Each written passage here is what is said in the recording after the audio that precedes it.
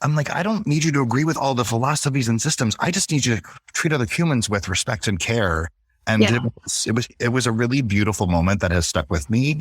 Of what's more important is how we show up for each other in those moments than it is about whether you agree with the way that I frame whatever philosophy. Hey there, and welcome to the Tribe of Leaders podcast. I'm your host, Emmy Kirshner. I'm a serial entrepreneur, investor, and business coach for ambitious women who are boldly taking their business to the next level. And I believe that building a successful business isn't about working 24/7 just to merely meet a revenue goal. What it does take is a unique blend of dedication to purpose, courageous action, and frequently sheer will to overcome the odds that lead to meaningful impact and experiencing a life well lived. In each episode, you'll get to know the women and men who are unafraid to put it all on the line as they share the stories of success and failure that have made them incredible leaders and the magic they gift the world with. As you're listening, and I hope finding value, don't forget to share the Tribe of Leaders podcast with all of your other entrepreneurial friends and to follow us wherever you're listening to this podcast. Hey, Tribe. On the last couple episodes of the podcast, we've talked about team building, communication, leadership, and what it takes to be a good leader. And this episode follows along in that theme. So if you haven't listened to the last couple of episodes, go ahead and do so because they all, in my head at least, tie together. And this episode really ties everything in a neat package for me. Our guest is Brian McComak. He is the founder of Hummingbird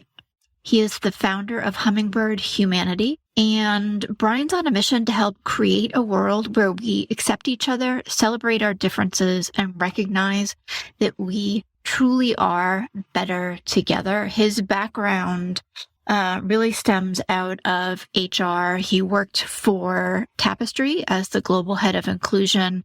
Tapestry houses the brands of Coach, Kate Spade, Stuart Weitzman, and he basically designed and launched the company's DEI strategy. And his take on DEI is a little bit different than everybody else, where he's looking at how we can all come together and acknowledge each other as humans and really start to take, and I see this more in corporate, but how to really take off kind of that uniform we tend to put on where there's no emotion, no feeling, no transparency and vulnerability, and appreciate each other. And the part I love most about this episode is that he actually gives us a framework on how to bring people, teams, groups together and start to build understanding even when we are polarized and hold completely different beliefs, thoughts, and feelings. So I think you can take his framework and a lot of what he says and apply it not only in your own business, but in your life in general, as we are in a time of a lot of polarization. And I think the only solution is to start coming together and really hearing each other. So I hope you get as much out of this as I do. I loved the conversation with Brian,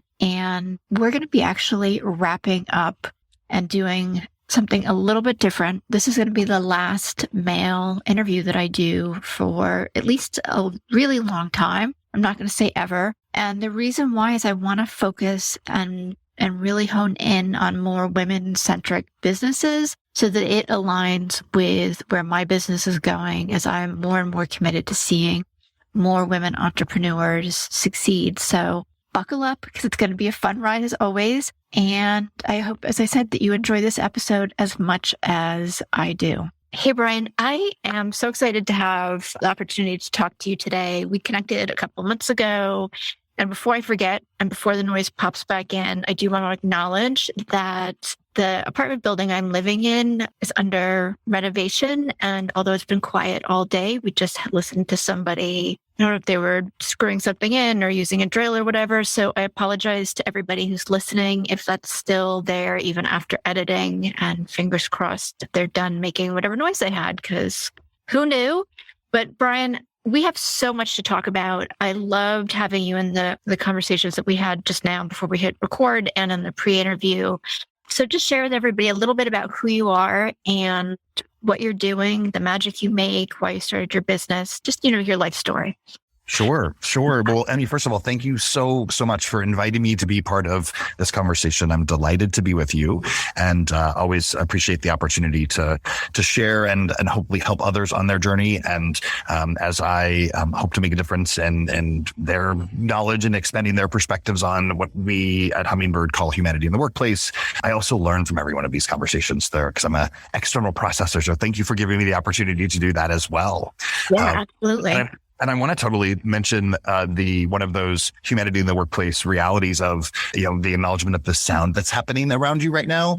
Like, this is a new world, right? And we all enter each other's homes, and those are now our new workplaces. And that's changed the dynamic. So it's an interesting time that we're in as humanity becomes more of a conversation in our workplaces, long overdue. And that's a great sort of way to talk about who I am and what I do and what we do at Hummingbird. I'm the CEO and founder of Hummingbird Humanity, which is a consulting firm that helps companies and organizations bring to life what we call human-centered workplace cultures. So diversity, equity, and inclusion is part of that. Social impact is part of that. Wellness is part of that. So how do we really think about igniting and embracing the heart and soul of organizations and creating environments where humans thrive? So that's really what we do. And that's the approach that we take, of course, is always continuing to evolve in different ways as we continue to learn from the people we work with and from each other. But the approach that we began with is really anchored in my 20 plus years of experience in human resources roles and in diversity, equity, and inclusion roles. And as a gay man and a person with a disability who worked in corporate America and didn't always feel like I fit. Yeah. So that's a little bit about me, or a lot about me in a short time frame. And where do you want to go from here? Yeah. Oh, so many places. What do you see? I'm like trying to wrap my brain around all of the thoughts into one coherent sentence. Where do you see really the biggest problem with workplaces not being human-centric? And how is that changing right now? Because I think there's a bunch of different places we can touch on. And why is the change important now, like in this moment? Sure. So, well, first of all, I want to provide just a hint of context of our framing around how I think about what human-centered workplaces, what that means to me. When I started my first corporate role, so I had a career in movie theater operations as an operations manager before I moved into a corporate office space. And when I worked in the field in operations, I came out and nobody cared that I was gay, and it was fine. And it has been the case in many ways. And restaurants and movie theaters and those service organizations, they've been those locations have been more inclusive than corporate offices have been. When I walked into my first day at my first corporate job in human resources, nobody told me, but I knew that I was supposed to take off what I call my coat of emotions. Or my friend Anne, she calls it her human suit. She has to take off her human suit, and then we become this robot. And that robot has to enter, who is actually a human, and follow all of the rules and the norms and the expectations, and not have any emotion, always be professional, always dress appropriately. And there's a whole list of things we could talk about there.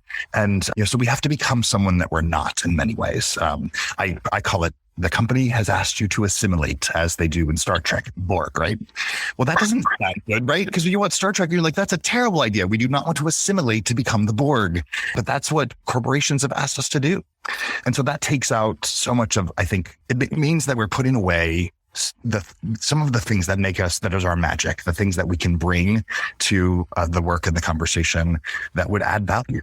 And it can also be very demotivating. And for many, it can also feel very harmful and hurtful in what they experience. So if I sort of paint the other side of that picture, what I think is so important about it is that if we can create workplaces where humans can just be humans, and not to say that we shouldn't have some level of rules and structure, there's still something important.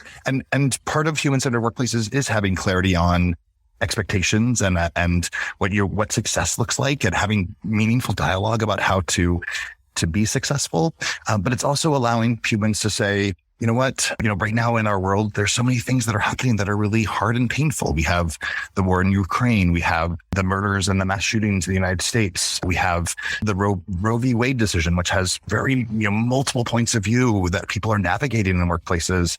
And I think there was a time where we would have sort of ignored that those things were happening and affecting the humans and that work at our companies. And now we're saying we have to talk about it and we have to figure out how do we engage in this dialogue. And so how do we find that intersection of we're humans and who are employees and work in these environments that historically I don't think allowed us to really be human. But it's, if we can create places where humans thrive, I think they can really make a bigger difference than they've been able to. Yeah, I agree. And I'm really curious, why is it that corporations evolved until recently to be so assimilate into this unemotional, robotic, authoritarian being, right? Because and really work until you can't work anymore, right? Really push past all of the boundaries so that you're exhausted, you're sick more. I don't see any good benefits, but we've been doing it for decades. Yeah, I would agree. I would agree that there aren't a lot of benefits to that culture and the outcomes of what that does for humans in workplaces today at a time when the workforce was rather homogenous and was predominantly straight, white, cisgender men.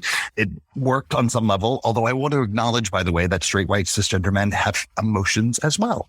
They're also humans who are impacted by the world around us. And we've also not, culturally, we have not allowed those humans to express themselves in those ways. So even though it might have worked at some level, it didn't ultimately work in the best ways possible for even that homogenous group of individuals. Yeah. Yeah. And, interesting because I saw on LinkedIn, and I don't remember the guy's name, and I believe he was a boxer. He had just won some fight, but he was talking about somebody that either a friend who had almost killed himself or did kill himself. And he was saying men have emotions too. And it's time that we started acknowledging that. Absolutely. Right? And talking about how you feel and being able to express that and be accepted, because this tragic event was happening and it was so moving and powerful, and that he was able to take the moments after this fight that he had won and be able to express that. Really gave him a great platform, but we need more of that.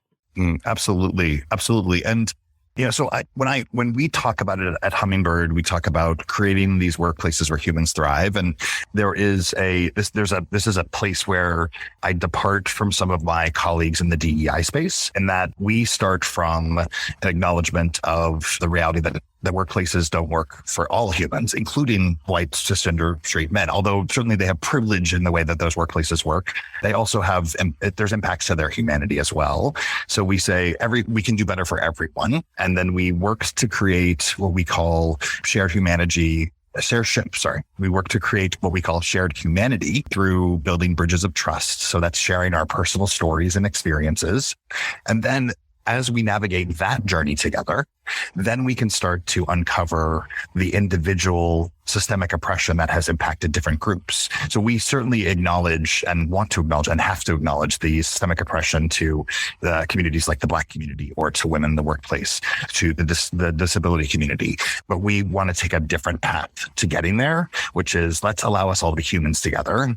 And as humans together, then how do we understand each other and support each other and to be allies for each other and make decisions that allow for those workplaces to really thrive. And so we can tear down those influences of systemic oppression in the workplace. So that's the way that we try to approach it, because that's what we believe is the best way to it. And we can talk about this if you want. The conversation and dialogue is an essential piece of that. And what we believe is when you take all of those steps and you create that type of workplace and make the decisions and that are aligned with that commitment, then as humans thrive. This is one of my core beliefs: is if the humans in your workplace are thriving, then they're going to do great work. They're going to do better work. And then your bottom line is going to grow and to have have positive numbers. I guess they're in what do we call it, in the green. It's sort of shifting the focus on the outcome to the input, which is the people. Right. And when people are happier, the bottom line's getting getting bigger, everything's more green. Like, what are some of the other outcomes of having human-centric organizations that are beneficial? Yeah, it's actually, this is there's so many different paths to navigate as we're answering these questions. Yeah. When I go back to the question about why is it important today, and there's a reality that, and we've alluded to this, but to say it explicitly, the demographics of the workforce are changing significantly, and so by 2040 in the United States, the population will be over 50% people of color. And so when you think about, and of course, we're already 50% women, 51% women in our country. And there's other examples like that of how the population is evolving. So when I think about that from a business leader's perspective, and by the way, I want business leaders to be still business leaders and make responsible decisions that have a return on investment, that have an impact, and also acknowledge the humanity and infuse that into the decision making. Well, if I'm a leader in a company today that the demographics of my workforce are changing and the demographics of my clientele or customer base are changing, how do I make sure that I am honoring that in how I'm running my organization? So I think there's that piece of it. There's a financial imperative there and a business imperative. There's also the reality that when I think about Gen Y and Gen Z, they're more overt and clear about their expectation that the places they work are invested in social good. So if you're in the war for talent, that's another way of what are the stories you could tell, and how can you, in a meaningful, demonstrable way, demonstrate, that you are committed to a diverse, equitable, and inclusive workplace, and that you're giving back to the world around us. So there's some bottom line impacts. There are some organizational cultural impacts. There are talent attraction and retention impacts. So there's different lenses you could take. And one of the questions I get asked a lot is, are leaders doing this because it's the right thing to do, or because it's good for business? And I say, I don't care. And that's a little bit, of course I care, but the reality is what I want them to be part of is the work and the conversation. So if you're starting from hey, I know this is good for business, great, let's do the work. If you're starting from, I want to do better for humans, great, let's do the work. Yeah, because it really is, for me at least, it should be, I want to have great people working for me doing great work. So whether it's money or something else, then that's kind of just the extra added bonus. I'm curious too, are the Gen Z, Gen Y, are they driving more of this change and requiring more inclusiveness, or okay? Yeah. It's and I know that all of those listening can't see me nodding my head, so I'll say yes. So I would say yes. I think there are a few things we can point to. So one of them I've already mentioned, which is the changing demographics of the workplace and the world around us. The globalization of our economy is another piece of that puzzle, of being able to reach and meet different cultural beliefs and religious beliefs and different languages around the globe. There's a variety of pieces of that puzzle. There's also, I believe, and I think others do as well, the pandemic forced us into a perspective on humanity that none of us that are alive today have seen or experienced. Mm-hmm. I think there were other moments in history you might think about, like the Black Plague and how that affected such everyone in really painful ways. So that was, I think the pandemic really ignited a conversation intersecting with the murder of George Floyd, which sort of threw the gates open for, we're not going to not talk about it anymore. Right. And then, yes, absolutely. Gen Y and Gen Z, and something that I, when I talk to colleagues that are my age, I'm a Gen Xer or boomers, they're like, we cared too. And so it's not that we didn't care. It's that we believe that we couldn't be as vocal about what we wanted our companies to do or what we expected from our organizations, that with the organizations we work for. And Gen Y and Gen Z, they don't buy into that. They say, no, you have to do it, or I'm not going to work here. I have other options. And I think the gig economy is one of the influencers there. If they're like, I don't have to work for a company, I can make my own company. So the landscape has shifted, and the power dynamics around what an individual's voice, how they can use their voice. So I'm like, thank you for coming to the workplace and helping create workplaces that feel better for me as a Gen Xer. I'm so grateful to those humans. Yeah, because for me, even starting with the millennials, I think I identify as a as somebody who is a Gen Xer too, but I identify more with the millennials and Gen Y and possibly Z too, but because I've opted out of the corporate culture because it didn't work for me, particularly as a single mom and what my core values were.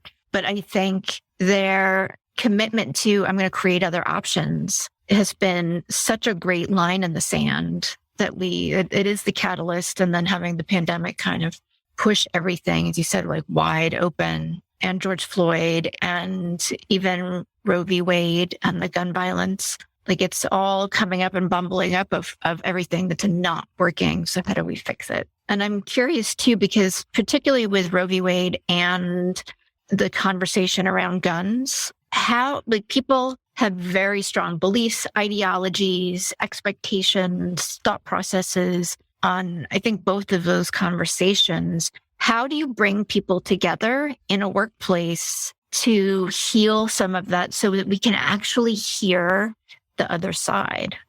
It's not easy. So let's just acknowledge that. And in the spirit of what we've already acknowledged, the world we live in enters the organizations we work in. Just like our emotions that exist, they come with us when we come to the workplace. So there's not a physical wall or an invisible wall. It all comes together, and we experience all of it wherever we may be. So the approach that we take at Hummingbird and what we really believe in is creating those facilitated spaces. And I use the word facilitated in an intentional way, because when you begin to invite people within an organization to have conversations around very sensitive, volatile topics, you want to make sure it's a safe space, and having a professional facilitator who is comfortable, confident, and capable to navigate that conversation is really important. At some point in the future, you want to be able, for those humans to be able to do it without that facilitator, but you start with having a professional in the space.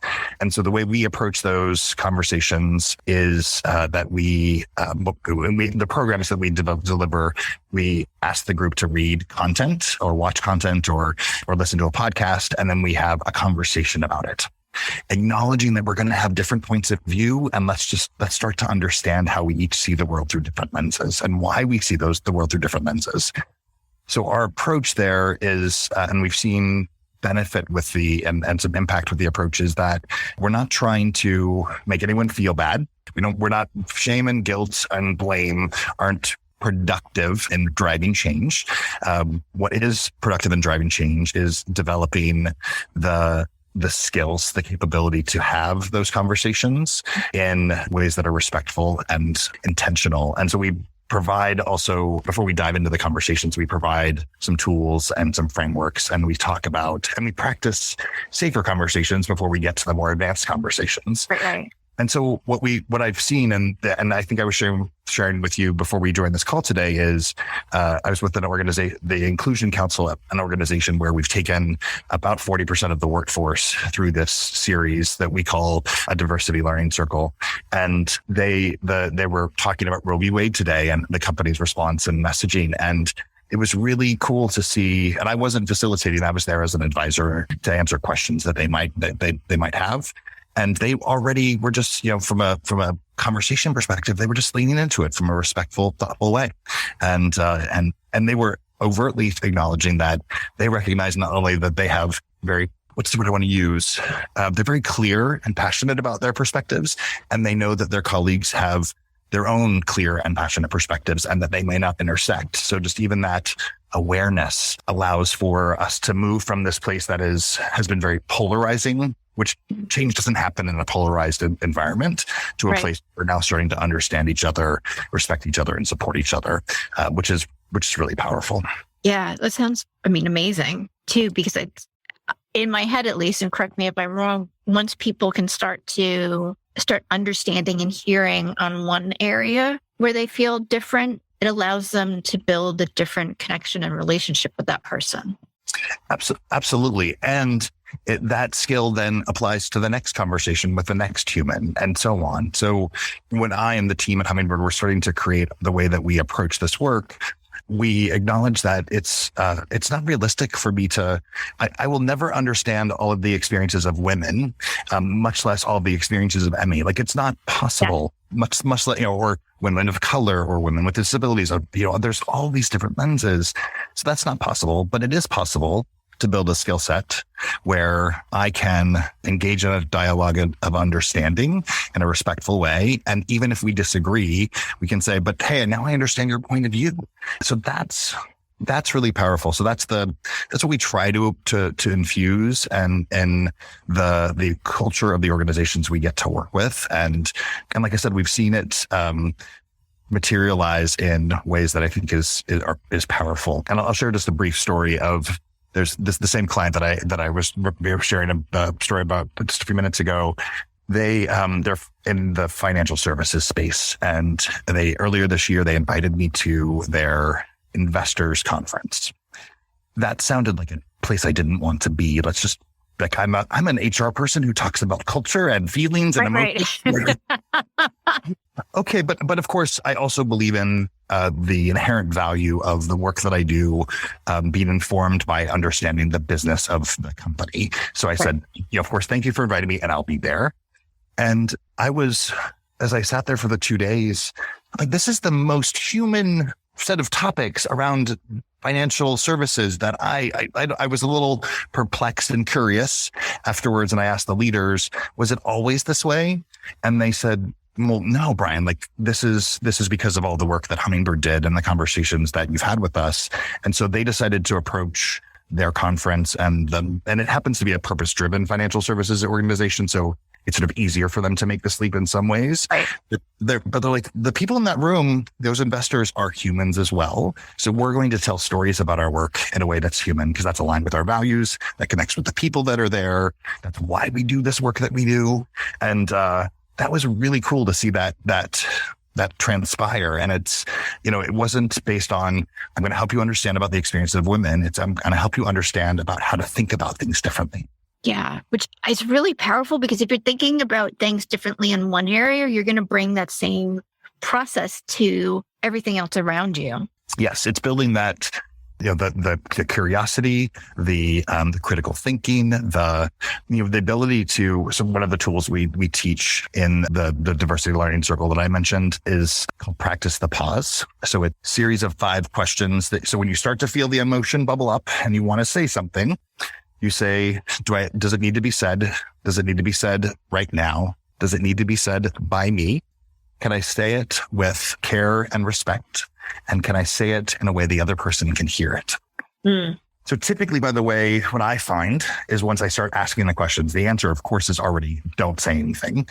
As I go through, because you're going to say it from an emotional perspective, and that's not going to help you. And then the other questions, as I consider them and reflect on them, they inform if I choose to take any step, or if I just say, I'm going to move past that moment for me and just acknowledge that it's okay to be human and have an emotion, and there's nothing I need to say. Or if I do need to say something, it is, how do I have that conversation in a way that I can connect with the other person in a respectful way, and we can hear each other. Yeah. I mean, one of the most powerful things I've found when I'm upset and there needs to be some conversation with somebody is being able to not say anything and recognize for myself that I can pick that conversation back up tomorrow or the day after and be like, hey, I need to clear the air with something that I was experiencing. And then I've had time to process it. It's not as knee-jerk emotional, and it comes out a lot better. And then that person, as you said, can hear it, and we reach a better understanding and a better outcome. Yeah, absolutely. And, what we're talking about is, so I think that I have written a book, which I still am. It's surreal that I have a book coming out next year about humanity in the workplace. And so that's about the systems and the philosophies and the structures. I have to get through book 1 before I'm going to say I'm going to write book 2, but I do. Right. I haven't finished 1, so got to get 1 done. But there is a concept for book 2, whether it'll get written or not. We'll see what the future holds. But it's anchored in this dialogue we're having, which is, yes, there is systemic oppression that is infused into workplaces, and that we have to change the cultures and systems. Mm-hmm. But the other thing that's also that has happened is, so many of us as humans have not developed the muscle, the tools, the frameworks, the approaches to having dialogue with other humans that have different experiences and different perspectives than us. And so what I find is, when I sort of intersect these two lenses, is oftentimes when I'm in spaces with the professionals, the leaders that I get to work with, they're like, okay, so Brian, I'm on board. Like I want to do better. I want to create a workplace where we're not, that oppression we're taking that out of the equation. We're diverse, equitable, and inclusive, but I'm going to get it wrong. I'm going to make a mistake. I am going to say something that's hurtful or harmful, even though I don't intend to, and so on. So there's all of these fears that start to emerge. And those are because this wasn't how we grew up, and we didn't grow up in systems and cultures and environments that helped us develop these capabilities. So that's what the working title, which sort of changes every time I say it out loud, is all the things I learned while I was getting it wrong, because it's so true. Yeah. And I think, at least for me, if you admit that up front, like, I'm going to say something wrong and it's not my intention to upset or insult or hurt anybody, and I'm learning how to be a better communicator, like, people give you space. Absolutely. Absolutely. And what you're offering there for those listening is, there's sort of two ways I think about this. There is the way that you just described it, what are the things you say before you say what you want to say? To say, hey, I'm going to fumble through this because I'm feeling discomfort, but I know I want to say it so we can have this conversation. So you frame it in a way that helps to provide some safety, some sort of, like, it's a little bit like padding around that moment so that you can navigate it. And then the other lens I think about it through, which is something that I have tried to do for many years as a manager and as a leader, is I say to the people that I have the privilege to lead, here's the thing. I can promise you and guarantee that I will always try to show up with respect and care and consideration. And I want you to feel good about working with me and working at this organization. I can also guarantee that at some point, I'm probably going to say something that you don't like or that doesn't feel good. I didn't intend it. I didn't mean it, but I want you to let me know when that happens. I want that for us to have that conversation. Because if I did something that was harmful or hurtful, or that didn't feel good to you, I want to understand why. And if I did something wrong, part of it may be just we don't understand each other. But if what we learned in that conversation is Brian got it wrong, and I get it wrong sometimes, then I will apologize and I will own that moment. And I want that moment to happen because I want us to not have this thing between us. I want us to be able to heal and get past it. And I'm grateful for and what I've also learned is to be, because those moments are uncomfortable for me when they happen, but I'm grateful that I work with people who care about me enough and respect me enough to say, Brian, hey, this moment happened. It didn't feel good. Can we talk about it? Absolutely. Yeah. Let's talk about it. Yeah. I mean, on both sides, like, there's an enormous amount of vulnerability. And I really appreciate when people say to me, hey, I had this experience and it wasn't great. Yeah. Yeah. I want to circle back really quick. A few minutes ago, you talked about curiosity. And what I'm curious about is, yeah, we could throw it in there. No, but what I'm curious about is, are people more curious now as we're starting to have some of these conversations about hearing other people? Like, in my head, we get entrenched in kind of our own thought processes and beliefs. And what place does curiosity have in being a starting point for conversations? Yeah. So it's the first part of that question of are people becoming more curious? I will say I hope so. It's hard to not have that perspective influenced by the polarizing realities of particularly the United States and media. Yeah, and the media. So I had a great conversation when I was in England a couple of weeks ago at a queer leadership retreat with one of the other attendees, and we were talking about how much that the media messages can influence our world. And if you listen to the media, and they were talking about in the UK, like, the transgender community is not accepted, and I'm like, but I know lots of people in those workplaces in the UK and the United States that are like, be you. And so there's, it's hard to sort of figure that part of it out. And I try not to let that noise get in the way. But I do think that whether it's curiosity that's leading or just awareness because the information is being shared, I do think we are more aware and understanding as a community of humans that we have different experiences. I think we're struggling with how do we hear each other. And so that's that's where I think, curiosity, for example, can be really healthy and helpful in that journey of us understanding each other. When we talk about this in our workshops at Hummingbird, what we describe is if you start to attack someone. So you've hurt me. You said, Emmy, you said something about my identity as a gay person that bothered me. So now I'm going to tell you, Emmy, that you're a bad human. And so then you go into fight, flight, or freeze. You get back into a corner, unless you're able to not let that become an emotional moment for you, which is not something most humans are good at. So then you go into fight, flight, or freeze. And so then I'm attacking you and you're like defending yourself. Well, there's no information exchange that happens there. So we say, let's not move into the shame, blame, guilt conversation, which moves people into opposite corners. Let's move into this conversation of curiosity, of connection, of shared understanding, even if you disagree. And that's more meaningful. And that's how we move the cultures and the conversation forward. Yeah, it's really, really powerful. Yeah, I think so. And, and I think some of I won't try to offer any solutions and the complex conversations around like Roe v. Wade or gun control.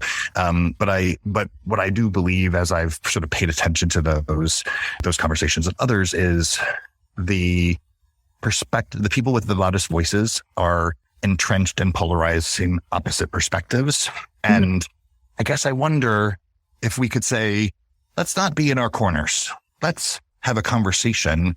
Are there middle grounds? Are there compromises? Are there ways to reach a better answer that meets everyone's needs?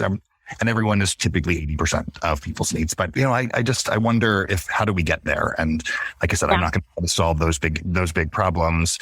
I focus on the problems in front of me because that's how I know I'm making an impact. But I do think that the way of infusing, if we infuse more humans with the ability to have these conversations, then maybe some of those bigger systemic issues will find their way to a better resolution. I really hope so. We said before we hit record, I find a lot of it very heavy and frustrating. Like my heart hurts for so many people.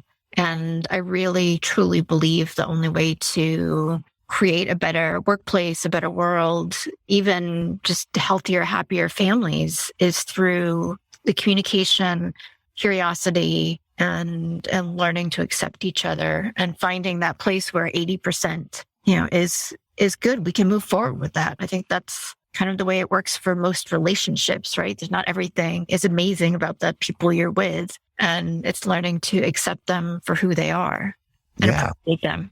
Yeah, absolutely. Absolutely. And, this is, I want to share just a brief story about one of the participants in one of those diversity learning circles. And this was a leader who came into the space, and we invite people to share in the first session how you're feeling about being in the space. And he was clear that he was not happy that he was in that space, and he disagrees with what we're going to talk about. Okay, cool. Thanks for being here. I'm just glad you showed up. And we will do our best to never make him feel bad for having a different perspective, because that's the antithesis of what we're trying to accomplish. And he showed up to every session and he engaged in every conversation. He read the content. He did all of the work. I didn't get the feeling that he disagreed with everything, but I also, we were aware that he had different perspectives, and that's okay. I'm glad that he was there to share those perspectives, because those are good for me to understand and others to understand as well. But there was this beautiful moment where this person who said very clearly up front, I don't agree with all the things you're going to learn here. So that puts me into I'm going to put up my force field, and I'm going to be ready for something to happen that's going to hurt my feelings. And I have one of the groups of humans that I am particularly have an affinity for, and I feel like I want to protect, and not that they necessarily need my protection, but the group of non-binary and transgender humans. And I'm fortunate to have some really beautiful humans in my life with that identity, which is why I care so much. Mm-hmm. My co-facilitator in this course is a person who's non-binary and uses he/they pronouns. And after one of the sessions, this leader said to JD, the other facilitator, and I talk to you for a minute afterwards. And now this is someone who has said, I don't agree with all the things that you're teaching us here. And the leader said, JD, I just wanted to say, I don't completely understand the pronouns that you have on your profile name there, but I know I've been using the he pronouns, and if that's hasn't felt good for you, I'm really sorry. That's awesome. It was incredible. And I still get emotional about it because I'm like, I don't need you to agree with all the philosophies and systems. I just need you to treat other humans with respect and care. And it was a really beautiful moment that has stuck with me, of what's more important is how we show up for each other in those moments than it is about whether you agree with the way that I frame whatever philosophy. Right. Well, and it's the acknowledgement. Like, I see you, I hear you. And that's really powerful. And it changes the dynamic again of the culture, the relationship, how people are interacting, even on just a small daily basis. Yeah, absolutely. That's amazing. It's amazing. Curious too, because we're talking about bigger organizations. For a small business owner who maybe only has a few people on their team, how can they utilize some of this? It's a good question. So a couple tools that I'll just reference is if you go to the hummingbirdhumanity.com website, we have a resources tab. So part of our commitment is to create materials and content and tools that anyone can use. So please, if you're a small business owner and you need some tools and resources, go use those. We're happy to share them. The other website that I'll mention is the CEO Action for Inclusion, and actually CEOaction.com is the website. And they have a resources collection there. They have videos and they have facilitator guides. And so they have a ton of stuff that initiative is sponsored by PwC, and so that is part of their social good commitment. So there's some resources and tools that you can use that if you don't have the budget, particularly to hire a DEI firm. And what I say to leaders, regardless of what level they're at or the size of their organization or the role they play in that organization, is if you want to create an environment that is more diverse, equitable, and inclusive, start the conversation. Take the first step. Yeah. Doesn't have to be perfect. Yes, can Hummingbird help you build a wonderful strategy and roadmap and all the steps? Of course we can, but I just want you to start. So take that first step. And so the first step can be, let's have a conversation about our lived experiences. Let's talk about who we are as individuals. Our foundational starting point of our program, and there's several other firms that I know use a variation on this, is a workshop that we call Who Am I? And we talk about the human iceberg and the way that the conversation is facilitated. It's fairly simple. We look at the human iceberg and identify that we have visible and invisible identities. You then write down for yourself, what are your identities? And you ask yourself, how have these identities shaped how I show up in the world and how others perceive me? And then you share. And so, for me, what I share there is I am perceived, and you can't see this, even you can't see it. I'm 6'6" tall. So I'm a very tall male, white cisgender male. And so, I'm of the identity of individuals that are privileged, and I am, let's acknowledge that, but I'm also a gay man and a person with a disability and have dealt with mental health issues. And those parts of my identity are much more powerful in influencing who I am and how I show up. So we have this conversation and we hear these stories from each person, and you're like, wow, I didn't know that about you.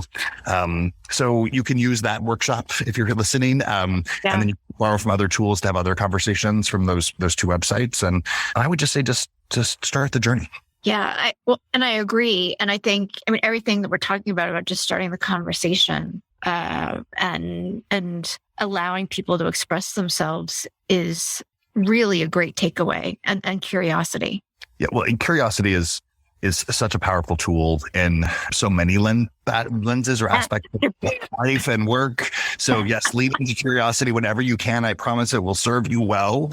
And I think if you're in a manager, leader, business owner, founder position, I think it's also helpful, maybe important, to recognize that regardless of your identity, you are in a position of privilege and power. So you might be from a very marginalized community, but in that role, you have the role that that provides permission to the people that work at your organization that allow that to say, we're going to have these conversations. We're going to create this environment. So, lean into that, and you can lean into it as human. I talk about my humanity all the time as a CEO and founder. I still don't quite know how I got a CEO title, but that's another conversation for another day. But I want to embody and practice what I preach. And so I try to be human. And I'll share one example of that. I go to therapy. I will be going to therapy in 30 minutes with my therapist, and it's on my calendar. And I didn't think about this when I did it, but the whole team can see my calendar. There's nothing confidential about my calendar. And they told me one day, they're like, Brian, thank you so much for putting therapy on your calendar, because it gives us all permission to go to our own therapy sessions. It's like, why wouldn't you put your therapy session on your calendar? Like, if you need to block the time, block the time. But yeah. I didn't fully appreciate the cue that I'm sending by that vulnerability. I didn't try to hide that part of my life. I'm like, this is just something I need to do. And there was this beautiful side effect of, I also gave the team permission to do what they need to do for their mental health. Yeah. That's really powerful. And I appreciate that so much. And it resonates with me because I get body work every week, and like religiously, like it's part of what helps me work at a high level. It's part of what keeps me healthy. Mm-hmm. And I used to have my team call right after it, and everybody's like, oh, well, what did you get done today? But it's the same thing. It gave them permission to take care of themselves. And self-care is so important. It is a lost art for so many. And I think some of that is, maybe it's more than some, but I'll just say some for now, is driven by the influences of our organizational culture. So there's these supplemental impacts of these cultures that have happened in workplaces that have led to like humans who don't take care of themselves. So it's a sort of, how do we shift all of these different components? And I don't expect that it's going to become better tomorrow. But I do hope that, next year I can look back and say, hey, here's where, some humans that I've made an impact on, and here are some workplaces I've made an impact on, and I'm part of this work, and as are you, and as are so many others, and together we're gonna change the world. Yes, absolutely, Brian. It has been amazing having you on today. So I'm so grateful and have loved our conversation. Thank you. It's as I've shared at the beginning, I'm always grateful for the opportunity to share with others and hopefully contribute to their perspectives, and thinking out loud and sharing is always great for me as well, because I always take something away from each conversation. So thank you for the time and the opportunity and the space to just be a human with you. And you're welcome. It's my pleasure. And share with everybody where the best places to connect with you are. Sure. The best place to connect with me is on my LinkedIn, which is just Brian McComak, fairly straightforward, although spelling McComak is hard. So it's McComak. If you're writing this down and not at the link on the computer. And I also encourage you to visit the Hummingbird Humanity website and sign up for our newsletter, or follow Hummingbird Humanity on Instagram, Facebook, and LinkedIn. Yes. And I just connected with you on Instagram. So I love your puppy pictures. Yes. Yeah. It's, so that's, Bosco. Bosco is my dog, medical research dog. And he showed up on the Zoom screens many times during the pandemic. And so he has the official title as Hummingbird's Chief Happiness Officer. And so now Bosco shares Bosco's biscuits, which are tips, for how you can be a human-centered human. I love it. That's so much fun. Yeah, because I'm a big believer in this work is serious. It is important. It requires us to be serious at times. And we're humans, and it's okay to have humor and to have levity, and laughter is one of the best medicines. So that's so we're like, hey, but people love Bosco. Bosco makes people smile. Let's let Bosco be part of the work. I think that's brilliant. And for me, one of my core values is play. So that brings in that part of the fun and silliness that I enjoy with just unstructured play, ridiculous play. So thank you. Thank you so much. Thank you. It was such a pleasure. Thank you so much for being a listener of the Tribe of Leaders podcast. I am so grateful for each and every episode that you tune in and listen to. And I hope that you get a ton of value that you can implement starting today. I do have just a quick favor. If you wouldn't mind hopping on to wherever it is that you listen to podcasts and leave us a rating and review. It would help us tremendously so that the Tribe of Leaders podcast can be found more easily and help inspire other entrepreneurial leaders.